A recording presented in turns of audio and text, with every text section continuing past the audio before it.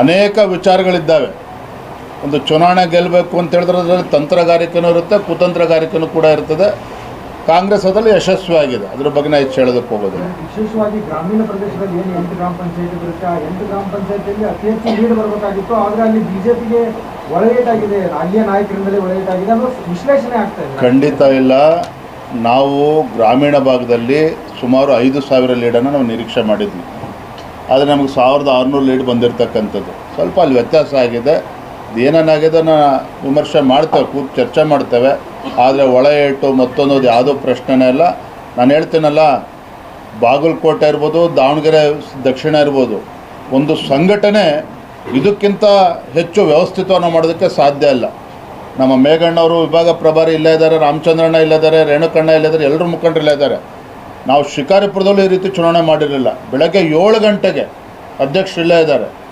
ಬೆಳಗ್ಗೆ 7 ಗಂಟೆಗೆ ಶಿವಕುಮಾರ್ ಎಲ್ಲರೂ ಕೂಡ ನಮ್ಮ ಮುಖಂಡರು ಸ್ನಾನ ಮಾಡ್ಕೊಂಡು ಬೆಳಗ್ಗೆ 7 ಗಂಟೆಗೆ BJP ಕಾರ್ಯಾಲಯದಲ್ಲಿ ಕೂರ್ತಾಯಿದ್ರು.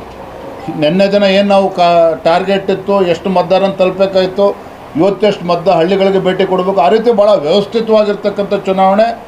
ಇದಕ್ಕಿಂತ ಒಂದು ರಾಷ್ಟ್ರೀಯ ಪಕ್ಷವಾಗಿ ಇದಕ್ಕಿಂತ ವ್ಯವಸ್ಥಿತವಾಗಿ ಇನ್ನೊಂದು ಚುನಾವಣೆ ಮಾಡೋದಕ್ಕೆ ಸಾಧ್ಯ ಇರಲಿಲ್ಲ. We have put hour 100% efforts. ಯಾವುದೇ ರೀತಿ ಅದರಲ್ಲಿ ಚ್ಯುತಿ ಆಗಿಲ್ಲ.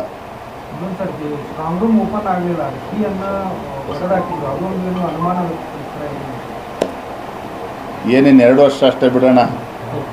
ಹೆಂಗಿದ್ರು ಕಾಂಗ್ರೆಸ್ನವರು ಹೇಳಿದ್ದಾರೆ, ಇನ್ನು 2 ವರ್ಷಕ್ಕೋಸ್ಕರ ಗೆಲ್ಲಿಸಿ ಅಂತೇಳಿ. ಮತ್ತೆ BJP ಗೆಲ್ಲಕ್ಕೆ ಏನು ಬೇಕು ಅದನ್ನು ನಾವು ಮಾಡ್ತೇವೆ. Thank you. ಚುನಾವಣಾಧಿಕಾರಿಗಳಿಗೆ ನಾವು ಇದು ಕೊಡ್ತೀವಿ, ದೂರು ಕೊಡ್ತೀವಿ ಅಂತೇಳಿ ಏನು ಸ್ಟ್ರಾಂಗ್ ರೂಮ್ ಬೀಗ ಹೊಡೆದು ಇದು ಮಾಡಿದ್ದಾರೆ, ಬೀಗ ಸಿಕ್ಕಿಲ್ಲ ಮಾತಾಡ್ತೇನೆ. Thank you.